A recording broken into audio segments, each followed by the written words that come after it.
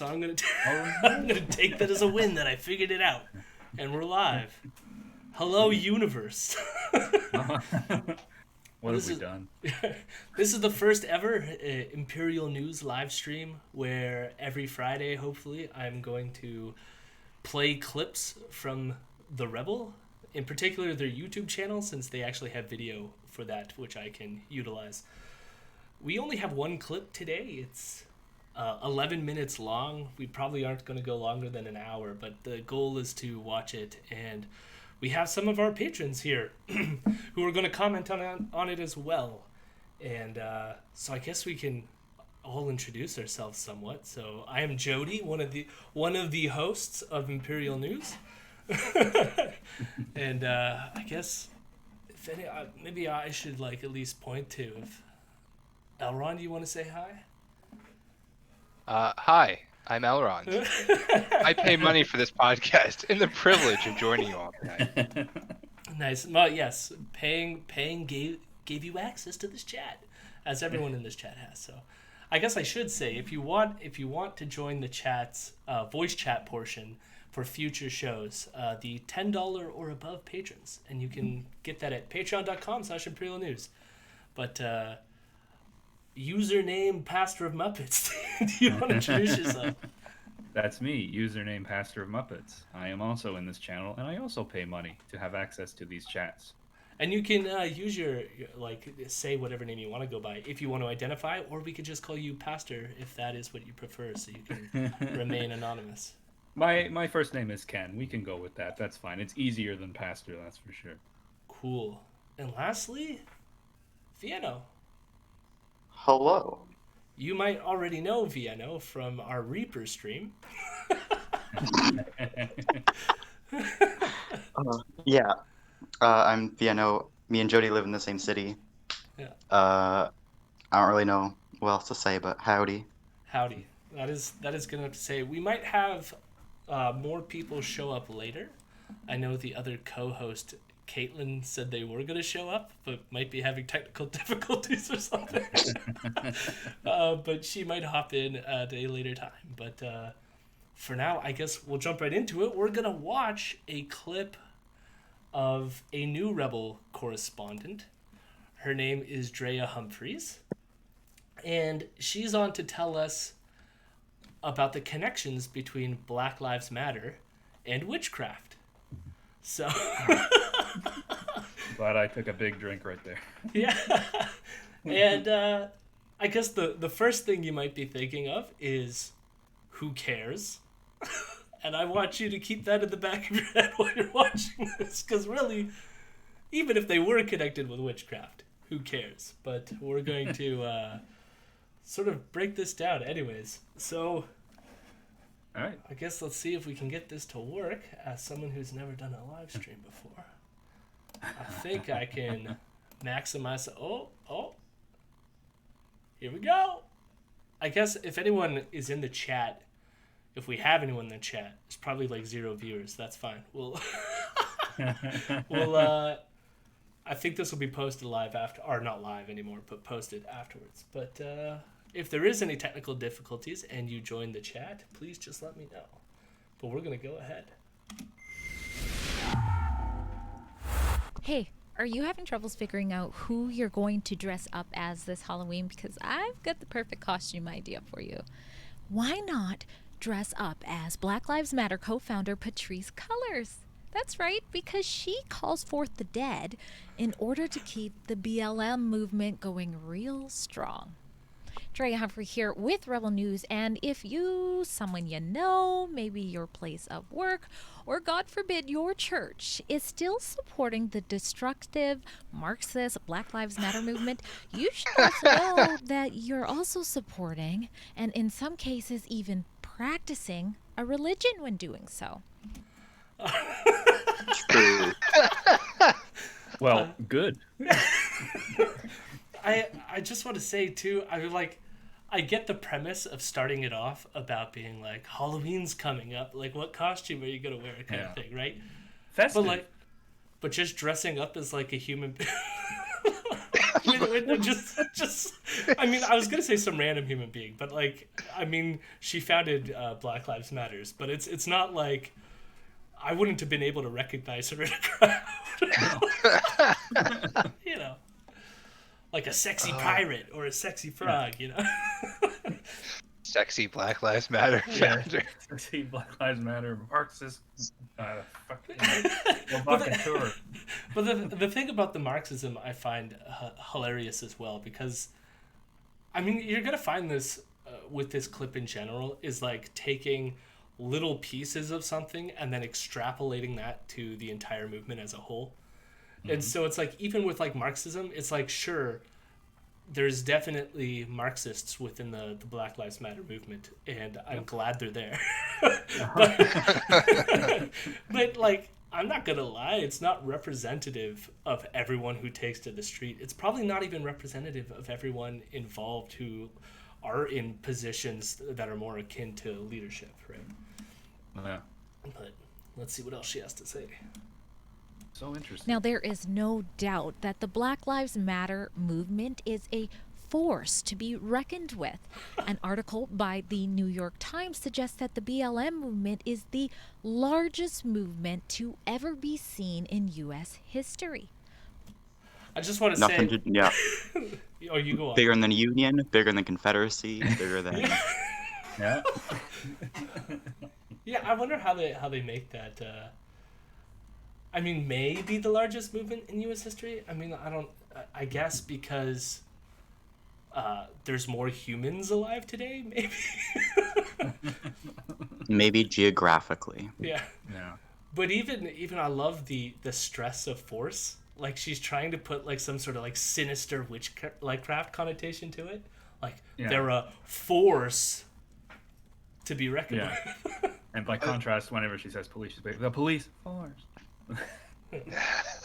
I mean, it sort of goes a little bit beyond that, right? I mean, not to spoil the surprise, but Rebel News and associated sort of conservative outlets love to conflate anything that they can connect to Antifa, right? Black Lives Matter, Marxist ideas. The whole idea is to spin the narrative towards the left is some growing paramilitary force that's going to overthrow Western ideals and democracy. Yeah. I'm taking you to Antifa HR. Yeah. Every morning I wake up at dawn and I pray to BLM Marxist Antifa to protect me and spare me from the coming nightmare. 4 of their polls indicated that somewhere between 15 million to 26 million people in the United States have participated in demonstrations over the death of George Floyd and others. At the top of the pyramid, the BLM co-founders Patrisse Cullors, Alicia Garza, and Opal Tometi have been listed by Time magazine as 3 of the top 100 most influential people in the world this year, ranking right alongside heavy hitters like President Donald Trump and dictator Xi Jinping. I don't know why those are the 2 people that she Yeah. Trump and Xi Jinping. Twinsies. You were going to say I love something? the Alan? emphasis. Oh, yes. I know, we lost Piano. No, I just love the emphasis on Xi Jinping being a dictator at the end of that. Yeah. It's like there's this connection between the Black Lives Matter founders, and it's like, whoa, they're on the same level as this dictator. It's like, that's weird that you put Trump in there too. I don't know if you meant to do that actually. But even, like, China. I was just gonna say, like, the thing that surprises me too, and this is no offense to those 3 women, but I didn't know much about them. I think I might have heard their names in passing before, but like, I personally don't know that much about them, and I actually don't know how much they are like household names like a Donald Trump would be, right? No. I mean, I have been to a talk by Opal Tometi, because she came to my university in like 2017 or 18, but like I hadn't really heard of her before, and I haven't really seen much of her like in news or anything like that since, so it's kind of Yeah. they are like co-founders of this major movement and are like very relevant within it. But it's also like it's not like they're getting like the mainstream press that, No. or even really the like independent press that Yeah. any of those, well, any of the two figures mentioned especially are getting. But part of that also might be having to do with the kind of movement it is in the first place, right? Because I don't think these, at least from my gathering of how the Black Lives Matter movement is going forward, it is a grassroots movement, right? Yeah, And there isn't, like, she tries to describe it. What does she call it? Like, at the top of the triangle, the pyramid, is like these three people, but the Black Lives Matter movement is a very disparate group with like organizations all over the country and in other countries. It's not like everyone just takes like commands from these three people at the top of the pyramid. No, it's like how like it's like Elron said earlier. Like they try to spin the narrative back to. Excuse me, I'm losing my voice a bit here, which is a great time for it. Drinking the beer. Yeah, no. I thought that would help. It clearly is not. I've been going for the refreshing taste of Diet Dr. Pepsi. That's a Oh solid my! choice. Wait, sorry. Did you say that I got a Diet Dr. Pepsi? Oh, did I throw in a doctor there? I was What are you just gonna gonna do? say, like Elron said, they spin the narrative back to make it all about like these militant left wing paramilitary groups, like in their examples, Antifa and BLM, but they're decentralized groups. They don't have, or they're not even groups. They're decentralized movements. That to the extent that they organize at all, it's through social media locally, and that's just to get these rallies kind of organized. There's no one taking orders from anyone. It's to the extent there's anything that goes on, as I understand it, it's just to make sure people are not needlessly stirring stuff up. It's like they'll react to stuff, but they won't start stuff. But that's also not to take away from the probably genuine leadership capacity that these people For sure. have, right? Yeah. And even like locally, like there are leaders who are coming to the forefront and helping organize these things. The difference is with it's not making it about the leadership, right? Which I never get the impression of, right? It's No, not at about all. Black Lives Matter, and it's about the fact that police are continuing to kill Black lives. And so it's like making it about the leaders like they're trying to do. I mean, that's such a right-wing thing to do because they care so much about their leaders, right? Yeah. Trump, they the have daddy to- figure at the top of the Yeah, they have to have like an enemy to go after, even if that enemy doesn't have. Well, they have to put a face on it, right? Yeah. And Well, that's basically- it's always surprising to me how all the criticisms from places like Rebel News and Fox News and all these other more right-leaning outlets are always just criticisms of the same systems that they're actually part of. I mean, like, look at like the Proud Boys. That is a definite like paramilitary LARPing group that has Organized. the same sort of structure that she's talking about here. But no, it's got to be Black Lives Matter. That's the real problem. Yeah. I mean, No- the right is just all about projection. They love, Yep. Yeah. it's the same with like, immigration and everything where they fear white people becoming a minority because in their mind, anytime that they're not a minority, like they fear being treated the way that they have treated others when it's really like nobody else wants that. Yeah. Um, But yeah, same with like the paramilitary, same with Antifa. Like they're obsessed with like it must be the great man, and it must be the like who is like pulling all the strings. It's the George Soros sending Antifa checks type of stuff. Like Well, Mine got and- lost in the mail. and in this case, it must be Christian, right? Because the whole point in doing this video, I mean, it was a little explicit at the beginning because she mentioned like your church group might support this, and do they know what they're supporting? But like you'll see as it goes along, like that kind of will drift out into like the background, but then it remains like why do this video in the first place? And the only reason is because she knows it's like Christianity is the good religion, and so if your movement isn't subscribing to Christianity, then it's like evil or inherently bad, right? Which is what she's trying to do here. But Right. we will go on. So, how does a movement get so strong like that and its leaders get so powerful, Witchcraft. you ask? Well, according to Patrice Cullors, in an interview found at USC Dornsife, when you are working with people who have been directly impacted by state violence and heavy policing in communities, it is really important that there is a connection to the spirit world.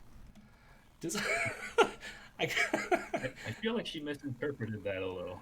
Well, I don't think so, but No? like part of me wants to say, like, like as written, it's pretty innocuous.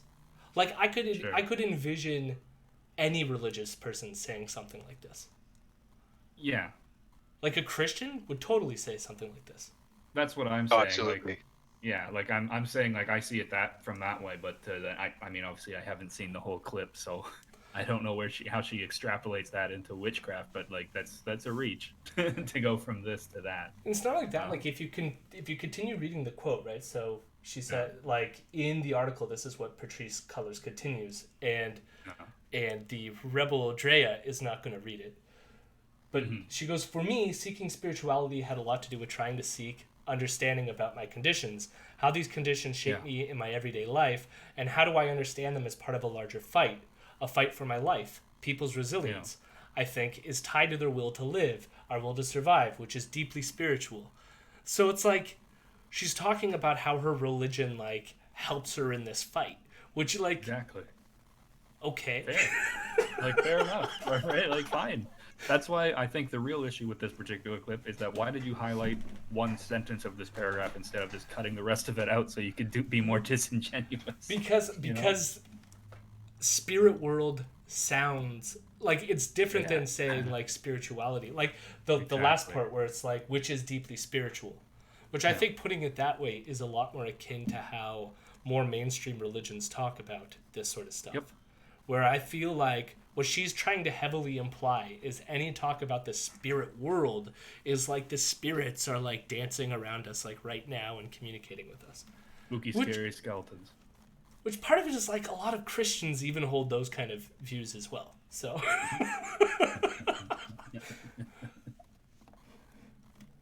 Now, going to dive more into what that spiritual connection is in just a minute, but first, let's get a better understanding for what Cullors' spiritual beliefs are to begin with. In the same USC article, Cullors is reported to have converted from Jehovah's Witness to becoming a Ifa practitioner. Ifa, according to encyclopedia.com, refers to a... just love encyclopedia.com. Encyclopedia.com. That No, won't stand no by. more Googling needed. I went to encyclopedia.com. I read a quick article. I know all about this now. I know it was legit because it was the first link after Urban Dictionary. Like, Couldn't even go to Wikipedia. Like, I was going to say that. Not even Wikipedia. because Not even the Wikipedia links in probably Wikipedia. when she went to Wikipedia, a hand probably reached out of the computer and just slapped her and said, "No, like what are you doing? Go to encyclopedia.com. That'll get you what you want." I think part of it is she wants a definition of divination, which is why if you look at the entry, it's divination and then it's talking about Ifa divination. So my guess is that's sort of like what happened here. But even then, like I don't think, like, not to be mean to encyclopedia.com, I don't think the article on encyclopedia.com gets anything that's like so incorrect, you know. In fact, I don't know if any of it is incorrect. It's just funny of just like I don't know, you could have just told us what Ifa is. Instead you cite encyclopedia.com. Yeah. That's a strong allegation on your part of encyclopedia.com, Jody. I just mean, like, if you type in Ifa divination into Google, you get a good number of hits. Like ifaglobalsite.com. That would be too bad. ich.unesco.org's link, like page on it. You know, Wikipedia. Essays from U of Iowa, like so much stuff, and yet encyclopedia.com is the first one you go with. I don't know. I honestly think, I don't know if it's the first one, but it's honestly, she just wants, like, you're gonna see we'll go on. She'll sort of describe what she's gonna read in this article. Yoruba religion is both the divination practice and the Yoruba god of divination. That divination practice of Ifa consists of client consults taking part in rituals with a diviner.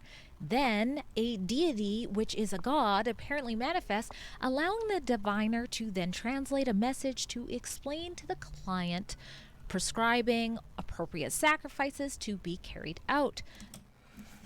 Now, sacrifices. All right. Replace diviner with priest, replace sacrifices with penance, and boom, you got Catholicism. no, that's exactly what I was gonna say. Like, and not only that, it's like, or even just like personal practice. How many Christians exist that meditate or pray and get a message from God and then want to convey that to other people, or go to someone to receive a message from God, which is all this is, really. Mm-hmm. And how yet, many see? No, go ahead, Jody. well, no, it's just the whole fact is because this comes from an African root, and involves more to it than just praying. Because I think if you wanted to read the whole thing, it involves like placing items on the ground and like doing stuff to it rather than just praying.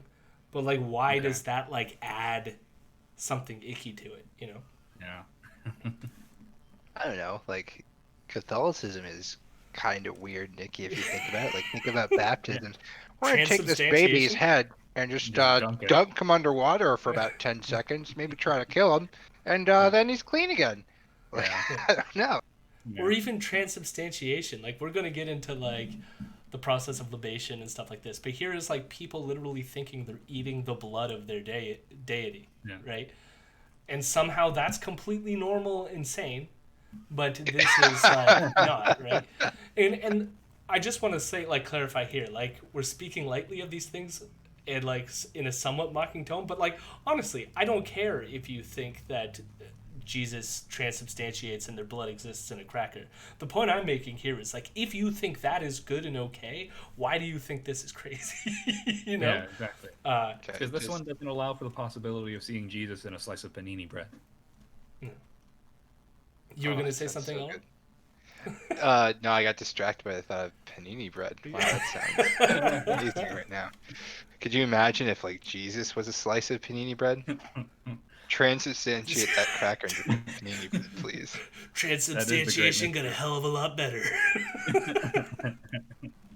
The description of the religion also adds that a number of interpretive works have emerged reflecting on various aspects of Ifa. A common one you likely have heard of before is witchcraft. Now, so just God. I'm gonna replay that again. I'm gonna try to like back and replay that again, because this is one of the most incoherent sentences. It's clearly that she doesn't even know what she's saying. So just try to like parse, like look at the words, and it's like you can notice as well, like the highlights themselves are like these like little chunks. Yeah. So just like our eyes are supposed to glaze over reading the words between all the highlighted part. Like, my eyes already glazed over. Yeah, definitely. I'm getting there. Of Ifa. A common one you likely have religion also adds that a number of interpretive works allowing the diviner to then translate a message to explain to the client, prescribing appropriate sacrifices to be carried out. The description of the religion also adds that a number of interpretive works have emerged reflecting on various aspects of Ifa. A common one you likely have heard of before is witchcraft. So she's saying there's these interpretive works, and then she goes, one of those interpretive works involves witchcraft, which if you take that literally, like what she's conflating here is she wants to say that one of the interpretations of Ifa is that like people interpret Ifa as being witchcraft, right? Yeah. And so part of me then goes, okay, what about this book? Is this book like interpreting Ifa as witchcraft, right? Yeah. And the thing is, so the title of this book, and again, it's a book written in 1986, but it's called Knowledge, Belief, and Witchcraft. And it's about all kinds of African religions, not just Eva. And it's about, it's a philosophical book written about ways of knowing in the context of African religions. So not just Eva. So my guess is there's some information in that book. I'm not going to go and find and read this book from 1986 just for this video. But my guess is there's some information in this book that mentions Ifa and interprets Ifa. But that doesn't mean that the book interprets Ifa as witchcraft. No, no. Well, This also kind of, keep in mind of where our sources are currently. yeah. Yeah. Another excerpt from encyclopedia.com. Yeah. But I was just gonna say this reminds me of some of that the Q level stuff where they're like 2 + 2 = 4. 4 is the number of horsemen that are in the apocalypse, and the pandemic is an apocalyptic event. Coincidence? Right, and like that's the thing. It's like here's this encyclopedia article, and in it they referenced a book that references witchcraft. Therefore, case closed. and here's like I'm sure this is an interesting book. As far as I can tell, Barry Hallen, the individual who wrote it, is a scholar in African philosophy. I could not find any information on the co-author. But, so I'm pretty sure it's an interesting book, one worth reading, but just weird that somehow this is, again, the evidence. Ifa is witchcraft. But we'll go on. Now, although Ifa is more prominent in West Africa, it's on the rise in America. In 2019, the Baltimore Sun reported that Ifa is one of an interrelated networks of religions with African roots, including Voodoo, Santeria, and Sango baptism, that appear to be gaining popularity in the United States. Similarly, in an article, The Witches of the Baltimore, it reads that young black women are leaving Christianity and embracing African witchcraft in digital covens, adding that while over the past decade white millennials have embraced witchcraft in droves, now a parallel phenomenon is occurring as modern black witches are practicing Yoruba-based faiths with a few millennial touches. They build altars to ancestors so they can seek their advice on everything from romance to professional advancement and cast spells using emojis. Do witches really cast spells with emojis now? Man, we are living in the future. Okay, all right. There's so much. Yeah. I have to give it to this new correspondent. She can really pack so much just dumbassery into little 15-second segments. I love the clear, just like, okay, this is all for fun. People are casting spells with emoji, and like I feel like she's in on the joke, but it doesn't like detract from her trying to make it a real point. It's like, no, they're doing witchcraft. They believe this. They believe it's real. I can tell. I don't, like, I agree with you. Like, I was watching this going, because, like, I watched this a couple times, and I'm like, I don't know whether she's in on the joke or not.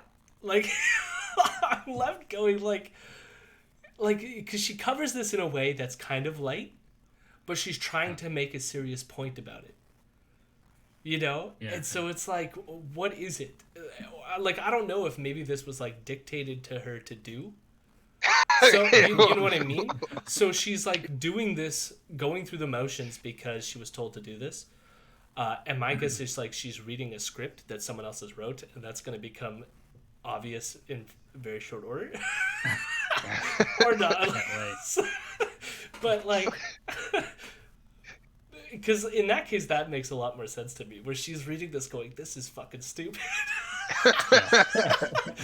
Her voice just sounds like I think that she would be a wonderful what's the show, How It's Made, like she would be wonderful doing one of those sorts of things, because it's just like a very like neutral voice of like random kind of like notes of excitement added that are just like, oh wow, using emojis and then trying to make a joke.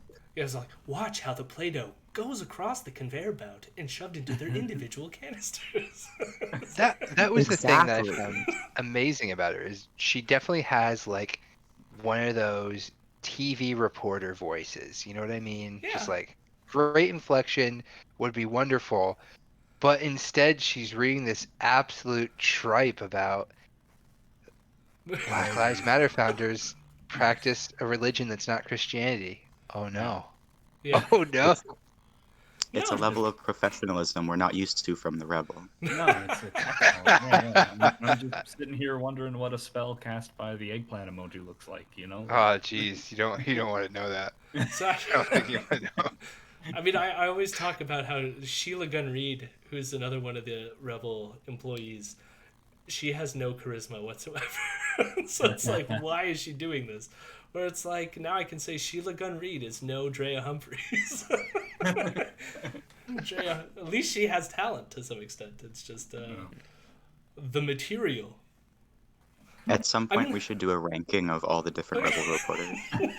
Part of me doesn't want to do that though, because like this one is a little bit more lighthearted, but her piece that I haven't showed anyone on J.K. Rowling and her transphobia exuded in that piece makes me not like this person at all. Right. Because like you have to at least be like there's a level of just ignoring the even if she didn't believe it, but she's just going along with it. Airing out that transphobia that she does in that clip, that if you wanted to go watch it, you could, but I don't recommend it. Like, you're not a good person regardless. Yeah. Oh my god. I mean, we can rate them all last. Like, So they're last in all journalism, but then, like, it's just a matter of who's, like, last to the last. Yeah? All right. I was thinking more like WatchMojo.com presents Yeah. the worst of Rebel news, and then it's just a picture of all of the reporters.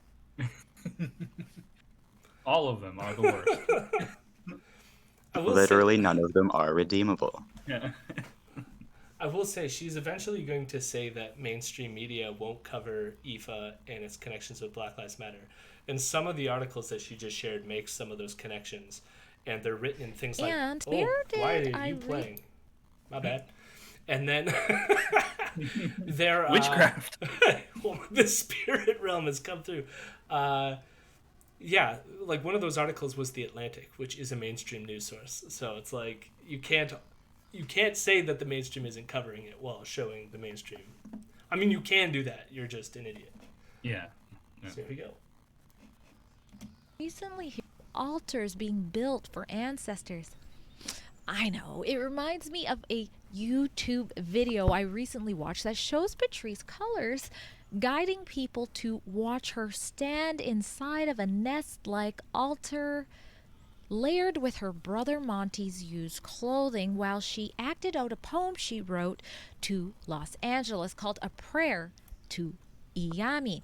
Now, by the way, Iyami is an ancestral primordial and cosmic mother figure, according Nailed to it. traditional healer, priestess Ayil. Sorry, can we replay that? Yeah. I couldn't help myself. Nailed it. Oh man. Oh, it's like, here's like, I don't want to laugh too hard because I've floodlines and Caitlin floodlines. Well, Caitlin's like, she flubbed Kevin Sorbo's name in our most recent episode, Oh yeah. and it's like, at least like she read it correctly in the sense of like, I mean, if you see SORBO, like you don't know that it's Sorbo rather than like Sorbu or like Yeah. you know. Yeah, Sorbo or yeah. Where listen to her enunciating primordial. Let's listen to this again. Is that the I word she was didn't know trying to what say? I word she didn't was even saying realize. until I saw the headline. Yeah, I didn't even realize. Oh god, okay, let's do this again. Oh, I'm sorry, Drea. This one's petty, but it's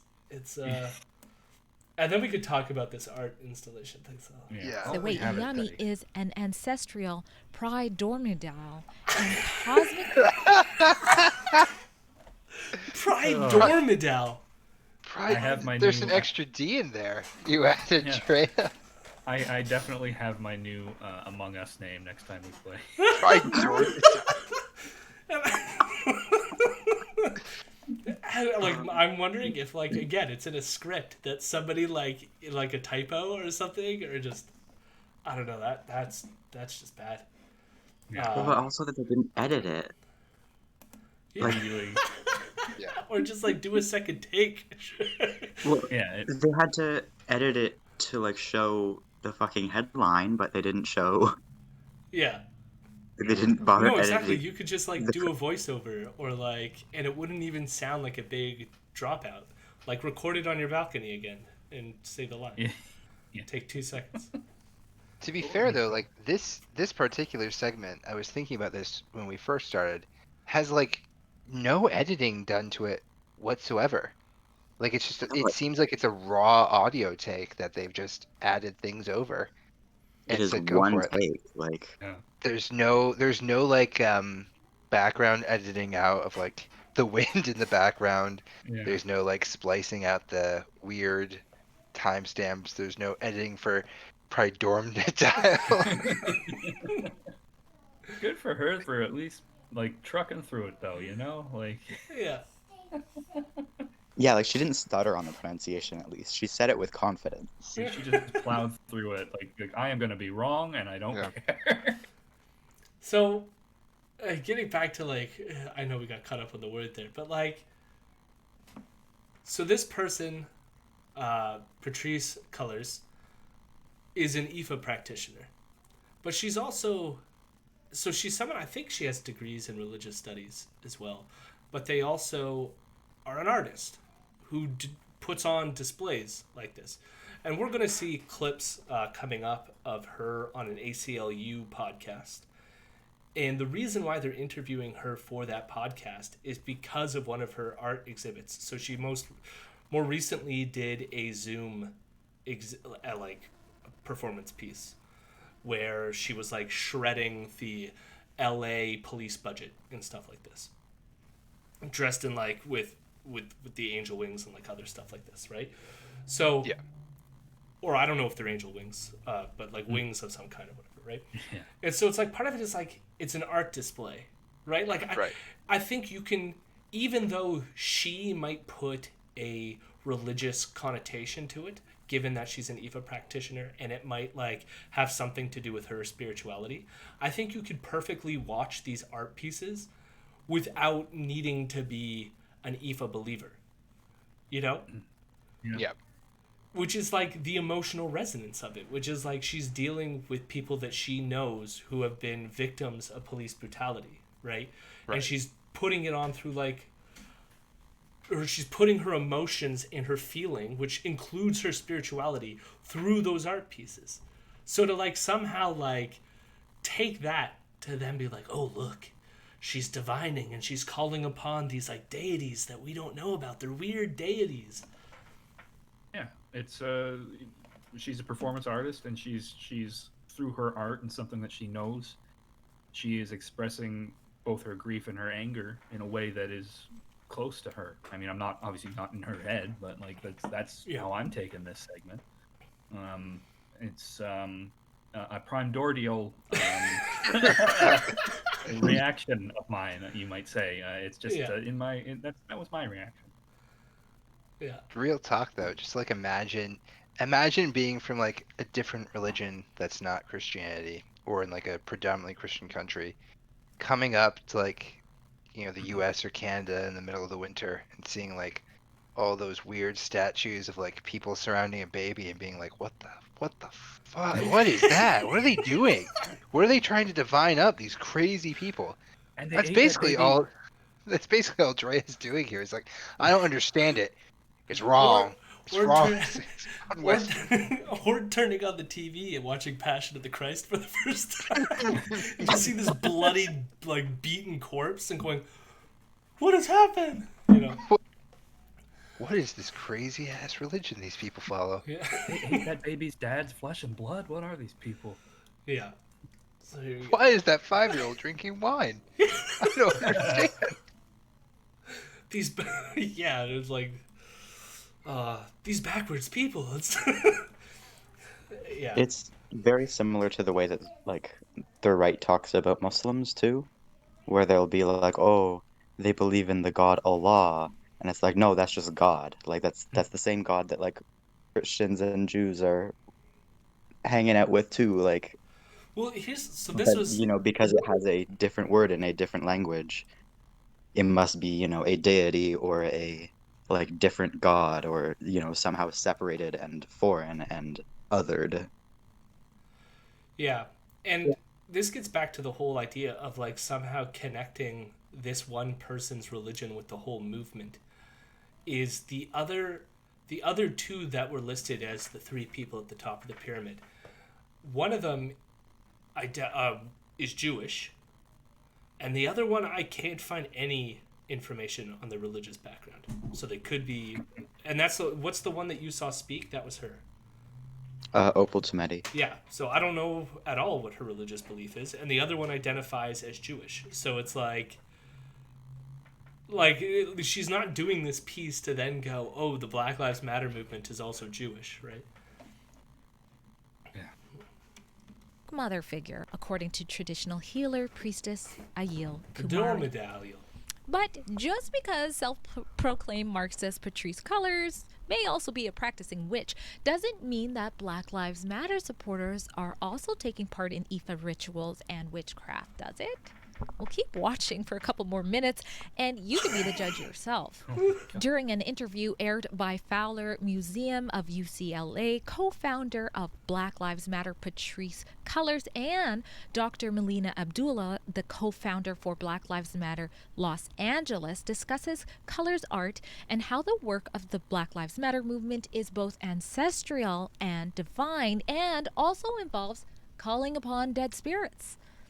You may have seen Black Lives Matter protest signs that say their names, or even heard protesters being summoned to chant the names of the deceased who were killed by police officers, No. just Don't like do in it. this video. Don't do it. Say her name. Say her name. Say her name. Well, according to Dr. Abdullah, No. that chanting done by Don't all do of it. those people Oh, she's doing is it. in fact a Don't do spiritual it. practice. Take a look at this. You know, those whose names we speak and those on whose behalf we struggle because their bodies have been stolen. I think what you're saying is a difference between white dominated approaches to those who they consider dead and us is that we do feel like when we say the names, right? So we speak their names, we say her name, say their names, we do that all the time, that you kind of invoke that spirit and then those spirits actually become present with you. Okay. Well, I very quickly, gasped. Drea, where's the lie though, Drea? Where's the lie? Tell me the lie. Tell me the lie of like saying, like it's a completely. I guess from like my background, I view it as like a completely emotional thing, but like it's the same way of trying to cope with grief and loss and pain of systemic injustice that you'd find from other organized religions, right? Where you celebrate the dead in a certain way. It's just that the way that Black Lives Matter is going about it and the way that they're tying it to their spirituality is this idea of that same sort of like resting in power idea, right? Where you are reminding people that this was unfair, that these people were taken, that as they're putting it, their bodies were stolen, because in fact, that is exactly what happened. Their lives were cut down short. And so, like, I mean, I think this is the entire video that we're watching, but like, it feels like Drea just wants to deliberately misunderstand everything that's happening to plant this narrative that they're somehow heathens. Like I don't know what they want. So I don't know. I don't know where you're getting that from. It just Well, Yeah. there's like two different ways of like going about this that make this like kind of stupid. Like the first is to somehow make some sort of causal argument, which is that they're chanting "say her name" because that's a witchcraft purpose. When, like, I think what you're getting at, Elron, is that it's like, it doesn't have to be for witchcraft purposes. There's many even like secular reasons why you would want to repeat the person's name. For one, making them relevant because their deaths have not brought the justice to their family members who are still alive. And it's about keeping that idea fresh such that we don't forget the tragedy that happened. But it's also, you can even think of secular reasons of wanting to remember the dead. Yeah. Right? And so, like, even though this person, Abdullah, talks about, like, we're calling the spirits or connecting with the spirits, I mean, you can interpret, like, it makes me remember my past loved ones. And that's perfectly, it's the same feeling, just given more of a secular descriptor to it. But again, like, the other part is, like, that is perfectly comprehensive in a Christian worldview. Yeah. That, and I don't know Abdullah is like an Ifa practitioner. I don't even know what Abdullah's religion is. Yeah. I would assume Muslim. Yeah, maybe. I'm not sure. I was gonna make the sort of the comparison as someone who was brought up in a Catholic household when we'd be in funerals and stuff for people who had passed away either naturally or to disease or before their time and everything. Saying the person's name as a part of the service was very much, and I'm sure this is the same thing in any like funeral service. It's very much part of the service itself. So it's not chanting it, but I understand in the context of these gatherings, in order to like you said, Jody, make them relevant in the context of what happened and keep them in the public discourse. It's not hard to understand why it's being done that way. But even in like what they would say the quote unquote good religion or whatever, it's done there too. Maybe not in the same way, but the concept is largely the same, I think. Well, I think, like, what is the connection she's trying to make? Because is she saying that everyone who's doing it knows they're participating in witchcraft, or is she saying, like, there's something deeper, which is that, like, somehow the leaders, or in particular this one leader, is making everyone around the world do these cantations and to therefore create to raise the dead, and like this is new Waco. Let's get everybody to drink the Kool-Aid. Yeah, which is like, I don't even know how that would work, like, because people just spontaneously started doing this. Like, I don't even know. Yep. I don't even know if the say her name thing can be directly linked back to Patricia Cullors either. I don't think it can. But the right doesn't understand the concept of spontaneity because they don't actually care about anything. Well, I think that the right just doesn't understand being sad about black people dying is the real problem. I like, in fairness to Drea, I hope she would. Yeah. For obvious reasons. Mm-hmm. I have no comment. But we'll continue. Yeah. Did you hear it? All of those people that you just saw chanting Kendra James are engaging in a practice to evoke Kendra's spirit from the dead. Oh, shut up. And that doesn't just stop there. Ever seen the hashtag Black Lives Matter I love before? this one too. Maybe you even typed it out yourself before realizing how toxic the Black Lives Matter movement was going to be. Well, listen to Patrice Cullors explain what that hashtag really means, guys. Hashtags are, for us, are way more than a hashtag. It is literally almost resurrecting a spirit so they can work through us to get the work that we need to get done. Now, she used the word literally when saying that the hashtag basically evokes dead spirits. I really enjoy the focus on literally and the ignorance of almost. That was really good, Drea.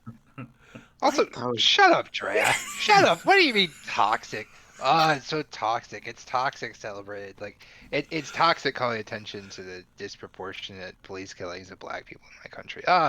Shut up.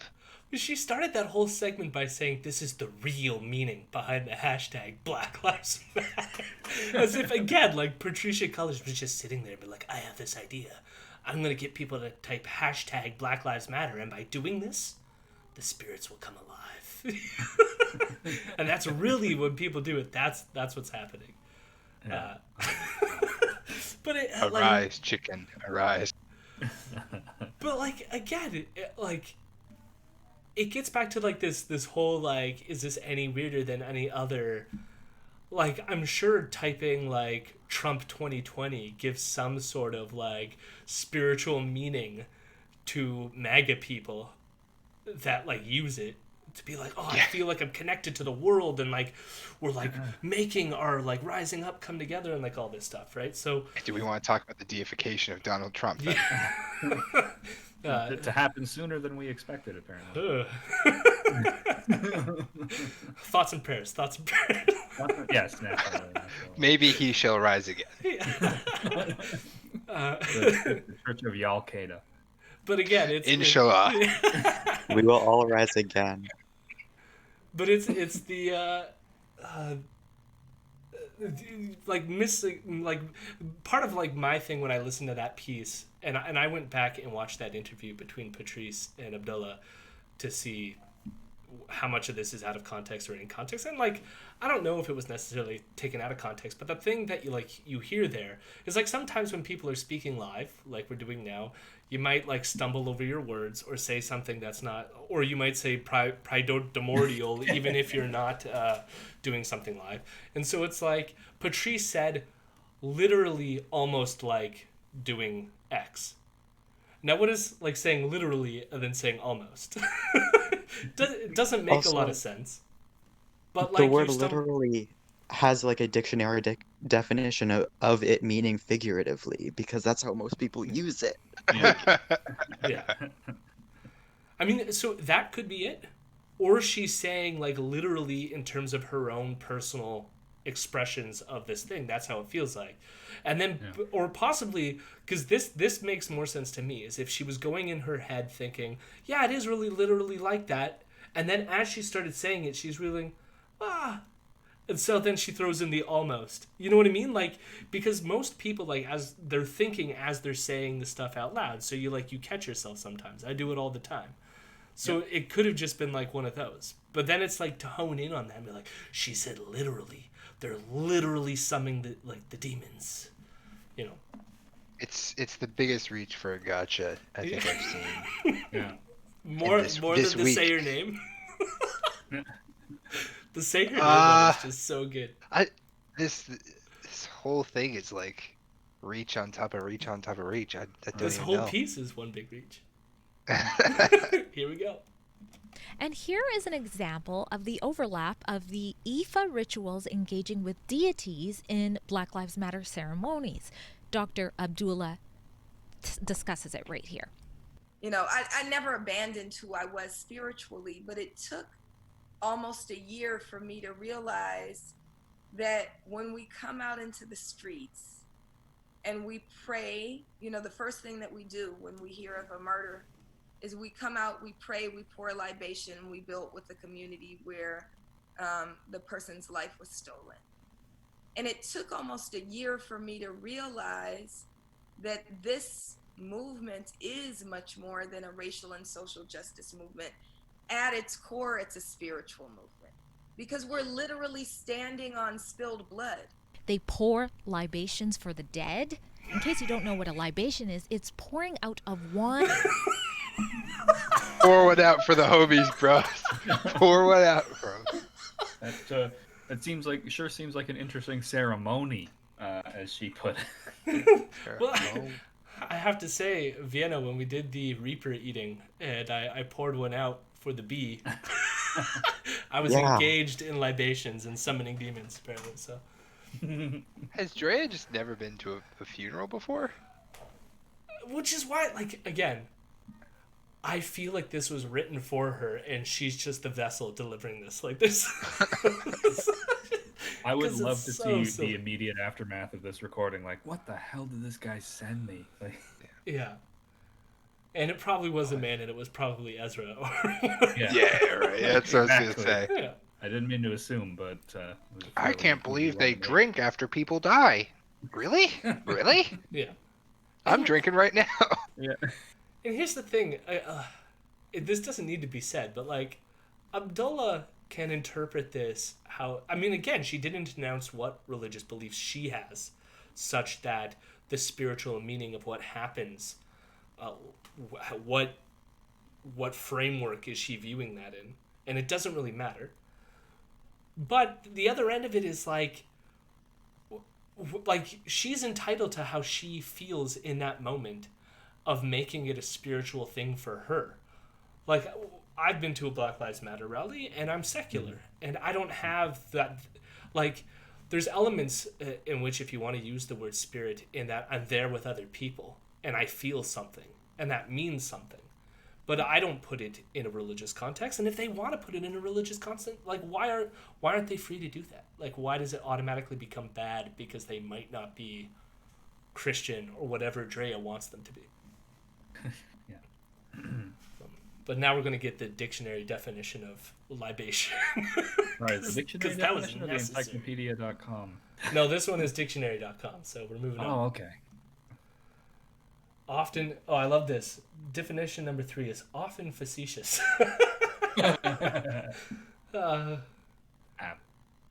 Like, even, because isn't like, there's tons of that in Christianity too. I think like there's talk about libations throughout the Bible as well, so. But what do I know? Yeah. Wine or other liquids to honor a deity, a god. Now, they're not just making offerings to God and calling upon dead spirits. They are saying that the spirits are answering their calls and actually showing up. Guys, they're laughing with the spirits. You heard it yourself. I mean, this is some deep stuff. We become very intimate with the spirits that we call on regularly, right? Like, each of them seems to have a different presence and personality. You know, I laugh a lot with Waukesha, you know, and I didn't meet her in her body, right? I met her through this work. Now, don't you think it's interesting that we haven't heard a peep of this from mainstream media? I wonder why. No. No, it's not that surprising, Drea, actually. Yeah. You're getting the deep cuts, Drea. I love like leading into the clip. She's like, "This is deep stuff. It's deep stuff," and then all we get from it is like, this person Abdullah has such like deep feelings about these people and is like never met them in real life, but has now heard stories from their family members and heard these things, and now can like. This is something that I've heard other people engage in with. Like, you imagine what it would have been like to actually have met them in real life or things like this, right? Like, perfectly normal human experiences these people are having. And she's like, I'm going to interpret this as, like, worshipping witchcraft and devils. Summoning ghosts! The New York Times headline reading, Black Lives Matter activists have religious beliefs.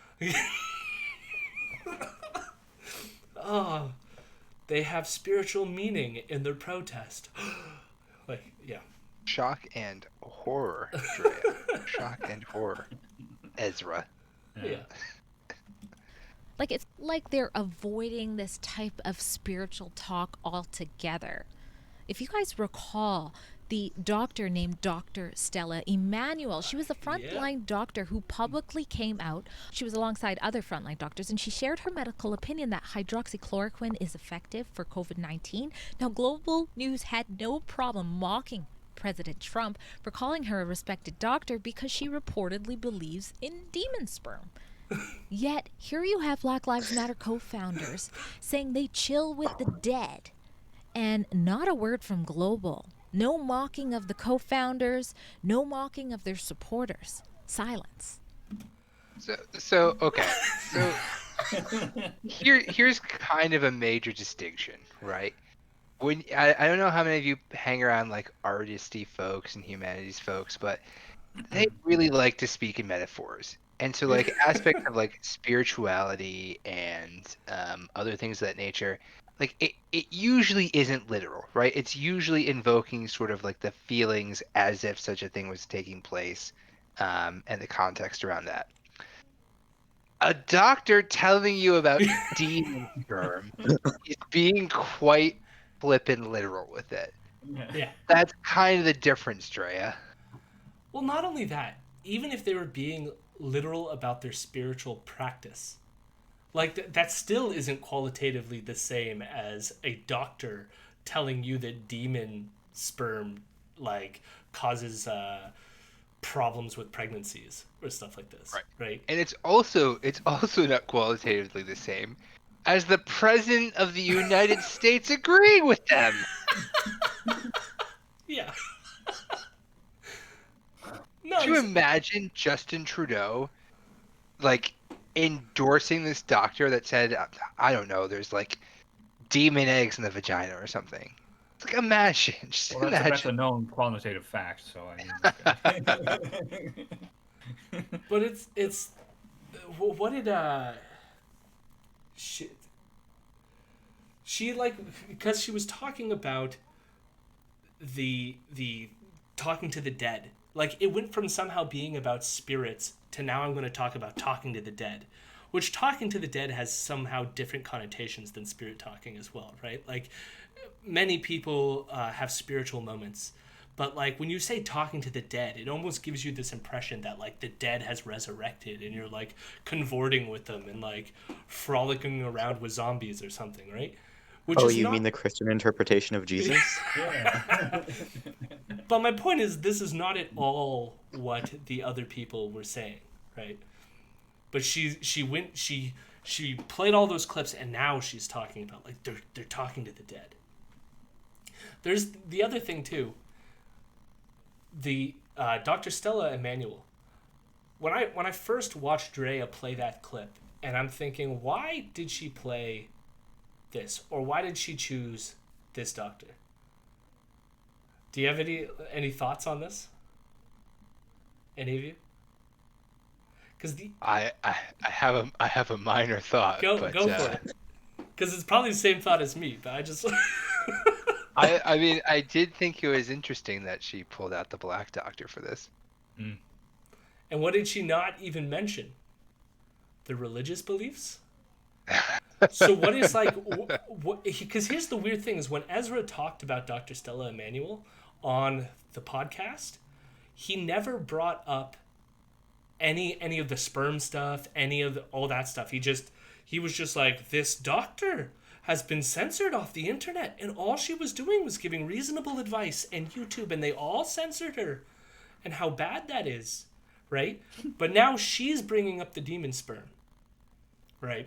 And like not at all like talking about what that is, just like straight up, yeah, demon sperm. Because and my guess is she's trying to make a connection where it's like, here's this other crazy witch over here with the same color of skin, just crazy witch, when she's a Christian. Dr. Stella Emanuel is a Christian. Yeah. Her beliefs about demon semen are Christian beliefs. She runs Firepower Ministries, which is a Christian belief system. Right? And Drea never mentions that, right? It's just like, oh, why were the media so mean to this black lady, but so nice to this black lady, as if they're identical. Yeah. Now, don't get me wrong. I support freedom of religion. It's if those supporting Black Lives Matter want to engage in witchcraft and befriending dead spirits, then that's their choice. Or is it? Do you think that the Black Lives Matter supporters have any clue at all what they are actually standing for? And should businesses and even churches be promoting what could arguably be a Black Lives Matter religion? Okay, you could argue it. You could make the argument. It's not a very good argument, as we've seen, Drea, but you could argue it. I'll give her that. This is another reason why I think that it's scripted. I feel like that or is it was a genuine surprise for her. Yeah, he's like, ooh, that's not the end, okay. Because I really love the idea that she hasn't read the script before doing it live. Because like when she started saying, I believe in freedom of religion, like it almost felt sincere to me. Yeah, and it's clearly like it's supposed to be like, oh, believing in freedom of religion, but hey, is it? Like, I'm gonna like rewind it just a little bit because this is the last clip anyways. It's just like, she seems genuinely surprised. Witchcraft and befriending dead spirits, then religion. It's if those supporting Black Lives Matter want to engage in witchcraft and befriending dead spirits, then that's their choice. Or is it? Do The little look. you think The glance that away. the Black Lives Matter supporters have any clue at all what they are actually standing for? And should businesses and even churches be promoting what could arguably be a Black Lives Matter religion? Yeah, that little glance kind of tells you, like, are you serious? What? What if this is okay? Total like tinfoil hat conspiracy moment time. What if this is like her initial audition tape for Rebel? Like, what if Ezra sent her this script and said, "Read this out, we'll see how you do," and then this becomes like her. This became like her foray into the whole thing. Yeah. I mean, how long ago did she get hired again? I don't know the exact time frame. So when I prepare for the podcast, I don't actually watch the YouTube stuff. I find the YouTube stuff a little bit like this. Yeah. And so it's just so vapid and stupid. And like better to mock here. But like Oh, she's been doing this for a while. Sorry. So that's the thing. Is like I didn't know how long she had been there. The first time that she came up on Ezra's podcast was when he had her on a couple weeks ago to talk about the J.K. Rowling billboards that were put up in BC, and then I was just like, when did he hire this person? Yeah. You know, because like there was a point there where I did know, because it was pretty much just Ezra, Sheila, David Menzies, and Kian Bext, and that was like the crew. And I think they had like one or two other reporters who were younger white women that I can't remember their names, but they used to do the stuff like they would go to university campuses and like ask people like gotcha questions on university campuses. Like and that was Caitlin Bennett. Yeah. Yes, very reminiscent of a Caitlin Bennett type. And that was just sort of like it for the longest while. And then it was interesting because when COVID kicked in, one of the very first episodes that they had after the COVID lockdowns first started happening was him giving this whole spiel about how they're going to run out of money and all this stuff because of COVID and please donate, right? And since then, they've hired a lot of staff. So part of me thinks that they used COVID at the beginning of this thing primarily just as like worry us, like please give us money thing, when they clearly didn't need it, because there's no way that they somehow got like a bump in that little time, because when I watch their views on YouTube, like it's been steady pretty much throughout, right? And so it's like somehow they were still able to hire, because they hired Anna Slatz, even though I haven't seen much by her since she got arrested in New York. And who else did they hired the wife beater in Australia, Avi Yamini. Which I still can't get over, that he hired a wife beater, which is a convicted and charged wife beater, so from Australia. But so now Drea gets to add Rebel News to her resume. I thought Viano's assertion that it was this might be her audition tape was a solid one. I was also kind of thinking like it's sort of got like hostage video vibes to a degree. Maybe. I mean, that would explain the little sidelong glance. Like, are you sure?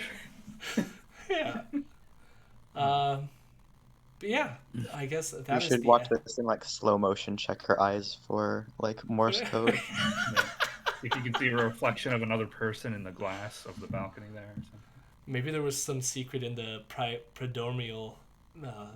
The primordial ooze. Yeah.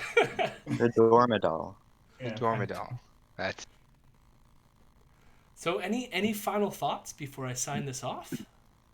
We got an hour out of an 11-minute clip. So yeah, we did it. We did it. Woohoo. Yes, this is the end. I'm not going to play. Basically, the rest of the clip is just her giving her, You can follow us on Rebel, blah, blah, blah. And so, whatever. We don't need to hear that. No, we don't need to promote that. Instead, I'll promote myself. You could go to any of your podcast apps and find Imperial News. And we do this stuff all the time. Except on the podcast, it'll be me and my co-host, Caitlin, who was supposed to show up to this and then didn't. Well, that's okay. She'll show up randomly. She's a little bit more... she's working on her PhD. So she doesn't have the kind of, like... I guess cognitive capacity sometimes to do this in the evening. From someone who used to be a PhD student, I fully understand. I wasn't meaning that in a derogatory way. But yes, so you could go watch a podcast which focuses more on Ezra, and I will probably be doing this every week. But obviously not this clip, which is a different do clip. this clip over and over Yeah. again. And part of this was a test, so I wanted to see how long... I mean, part of that is going to be dependent on the clip itself, because this one had a lot of, like, funny stuff to talk about. But I think this gave me a good sort of idea of how long a clip can be and how long that'll take us to talk about it. So, but yes, you can follow us on Twitter and all that fun stuff, and I'll probably have a spiel to end on next time such that I can actually direct you to some of these things, but I'm a little tired right now and don't care to. So, so do you all want to say goodbye to any audience we might have? It does say we have 2 viewers, so that's not bad for our first test on this. Woohoo! Yeah. Have a lovely night. Yeah, Thank you for goodbye. joining us as we go through all this. And if, I'm going to drink another beer. and if you want to participate on The Voice with all my friends here, you can donate at patreon.com/Imperial News. And any patron that's $10 or above can hop on into the voice chat. Lastly, if you want to hop onto our Discord, you can find the link on our Twitter. And we play games frequently, so you can join those as well. And that's it. Always vote Jody. Oh, always vote.